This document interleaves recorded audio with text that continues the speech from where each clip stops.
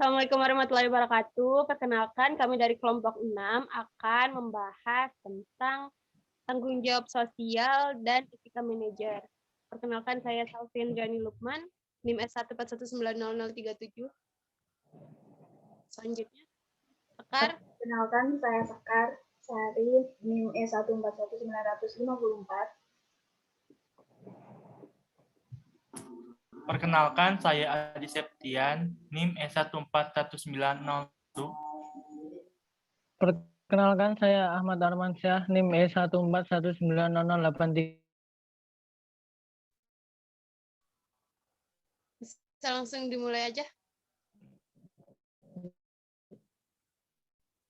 Selamat pagi, siang, sore, malam, pemirsa. Kami membawa kabar berita seputar Gemsco belum mengeluarkan dana CSR. Hal itu sudah dikonfirmasi oleh Pemda setempat bahwa memang betul PT Gemsco belum mengeluarkan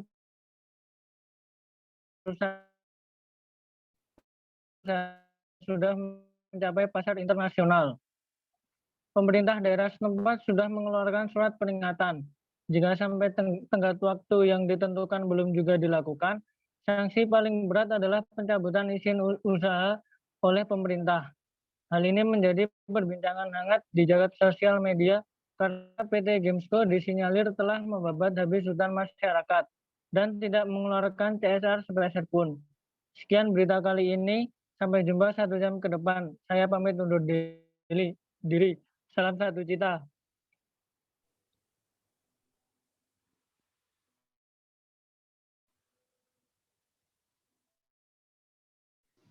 Bagaimana ini, Bu? Perusahaan kita terkena berita miring karena tidak memberikan CSR kepada masyarakat. Memang apa yang diberitakan di luar sana? Apakah mempengaruhi stabilitas perusahaan? Saya sih belum bertanya pada finance apakah mempengaruhi dari segi keuangan, tapi yang pasti sih kami sedang menjadi trending Twitter, Bu, karena masyarakat mulai melancarkan serangan melalui media sosial. CSR apa yang mereka inginkan dari kita? Bukankah kita sudah memperkerjakan mereka di perusahaan kita?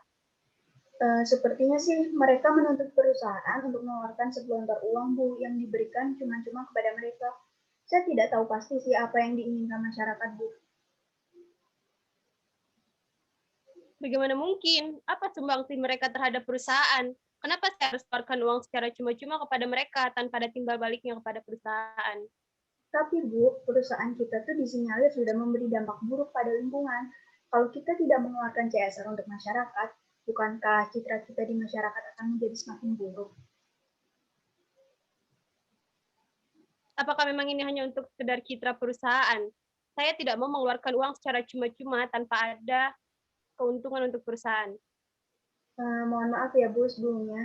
Kita bisa terjerat hukum jika sedang dilakukan audit, karena CSR ini merupakan hal yang wajib untuk tiap perusahaan. Minimal mengeluarkan uang sebesar 5% dari profitnya, Bu. Ya sudah, buat saja jangan sampai kita terkena audit tersebut. Bagaimana?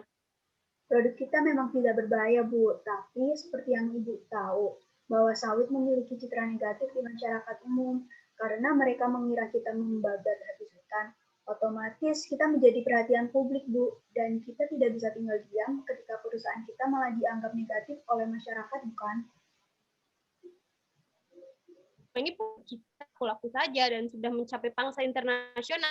Saya komentar dan protes dari masyarakat berpengaruh terhadap perusahaan. Bu, pemberitaan di luar semakin jahat dan orang finance baru saja memberitahu bahwa saham kita mulai terpengaruh.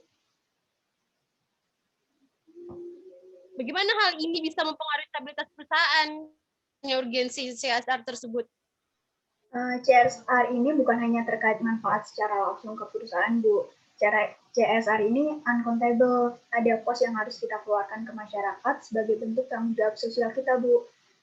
CSR juga dapat mengurangi pajak perusahaan karena kita membantu pemerintah dalam pembangunan sosial maupun ekonomi, Bu.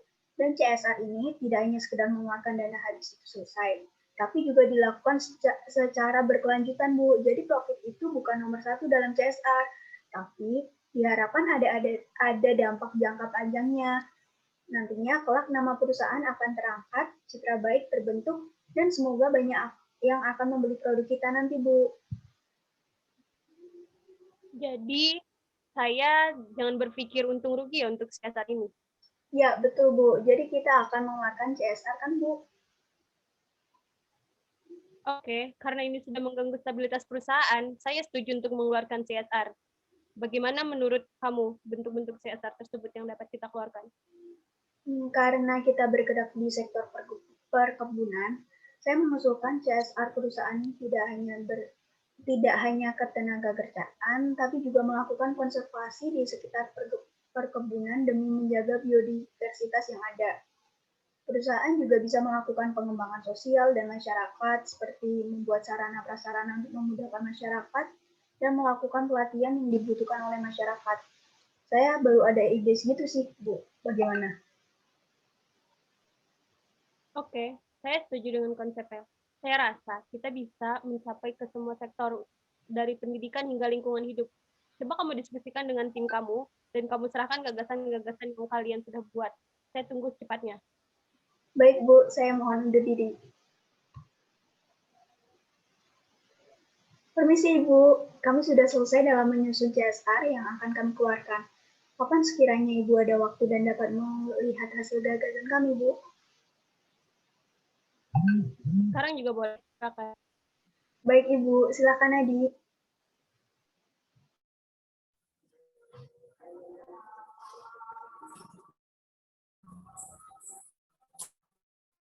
Sore Ibu, perkenalkan saya Adi, salah satu tim penyusun gagasan CSR untuk perusahaan kita. Kali ini saya akan menjelaskan CSR seperti apa yang akan dilakukan oleh perusahaan. Yang pertama, tanggung jawab sosial terhadap lingkungan hidup. Kami mengajukan gagasan untuk program penanaman 1.000 pohon di sekitar lahan perkebunan yang sudah tidak aktif berproduksi. Kita akan melakukan restorasi lahan tersebut. Dari penanaman pohon, kelak akan menjadi kawasan konservasi terutama untuk air, karena adanya lahan terapan dan penahan air di kawasan tersebut. Harapannya dari hal tersebut, perusahaan bisa menjaga kelestarian lingkungan di sekitar perusahaan. Yang kedua, tanggung jawab sosial untuk ketenaga kerjaan. Perusahaan bisa melakukan pelatihan-pelatihan terhadap masyarakat di sekitar guna menunjang proses bisnis perusahaan, terutama dari segi produksi. Kami mengusungkan gagasan untuk lebih memperhatikan keselamatan dan kesehatan dalam bekerja demi tercapainya maksimal produktivitas dari para pekerja. Yang ketiga, tanggung jawab sosial terhadap pengembangan sosial dan kemasyarakatan. Seperti yang kita tahu, bahwa perusahaan memiliki hubungan langsung dengan masyarakat, di mana proses mengolah perkebunan membutuhkan peran masyarakat. Kami mengusulkan program kemitraan di mana perusahaan bisa melakukan kerjasama, mulai dari perusahaan yang membeli hasil, serta program pengembangan dan pembangunan sarana dan untuk program tersebut, kami mengusulkan untuk membuat pelatihan-pelatihan khusus seperti bagaimana cara mengelola limbah sawit secara mandiri dan akan perusahaan membeli limbah tersebut. Pembangunan sarana prasarana perusahaan bisa membangun fasilitas umum yang memang sangat dibutuhkan oleh toilet umum, dan kalau bisa kita membangun akses kemasyarakatan yang masih sulit dijangkau. Mungkin sekian gagasan yang dapat. Saya suka semua gagasannya, tetapi yang menjadi perhatian saya di sini adalah terkait restorasi. Restorasi sendiri memakan waktu yang cukup lama, tidak mungkin 1-3 tahun dapat terlihat hasilnya. Bagaimana, apakah masyarakat akan menerima? Bukan masyarakat maunya yang insan-insan aja, seperti memberikan uang langsung besar gitu. Saya rasa mereka bisa menerimanya jika kita menyosialisasikannya dengan baik dan benar. Kita akan menyampaikan hal-hal yang selaras dengan tujuan CSR ini. Dan kita akan memberitahu masyarakat bahwa ada yang berdampak secara langsung maupun tidak langsung. Restorasi ini salah satu bentuk kita dalam konsep. Kita jelaskan juga bahwa mungkin secara langsung berupa materi. Baik, kalau begitu kalian atur saja terkait sosialisasi tersebut. Pokoknya jangan sampai ada mispersepsi lagi terhadap perusahaan dan membuat pemberitaan-pemberitaan buruk. Baik, Bu, akan kami urus segera. Konsep yang kalian usulkan tidak akan semua dilakukan, bukan? Kami akan mengikuti arahan dari Ibu bagaimana ke depan yang dilakukan atau tidak oleh perusahaan. Restorasi itu kan mahal, pembuatan juga mahal, pembuatan jalan juga mahal. Saya ingin terkait pembuatan sarana dan prasarana tidak semua dilakukan. Pilih saja beberapa yang menjadi urgensi di masyarakat. Baik, akan kita buat perhitungan yang mana kira-kira lebih bermanfaat pada masyarakat. Baik, saya tunggu. Terima kasih. Sama-sama.